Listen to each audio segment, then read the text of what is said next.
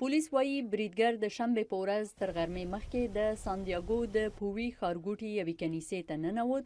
یوه میرمن یې په ډزو ووژله او د یهودانو د یو رابای یا ملا په ګډون یې 3 نور زخمیان کړل.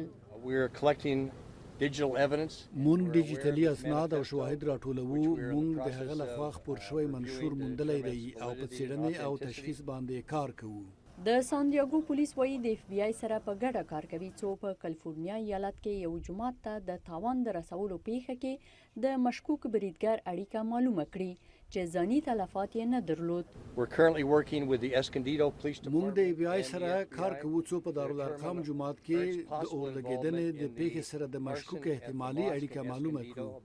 د دې ترڅنګ د سانتیاګو پولیس په سیمه کې په عبادت ځایونو کې امنیتي تدابیر زیات کړي دي. د امریکا ولسمشر ډانلډ ټرمپ د سانتیاګو په کنیسې کې په ډزو کې د متاثره شویو کورنیو سره خواخوږي څرګنده کړه. نن د کالیفورنیا په یوه کنیسه کې د ډزو له امله امریکایان غمجن دي. ټول ملت د غم په ټغر ناست دی، د زخمیانو لپاره دعا کوي او د یهودانو تر څنګ ولاړ دي. موږ د یهودانو ضد دغه ناوړه عمل او کرکه په کلکو ټکو باندې غندو.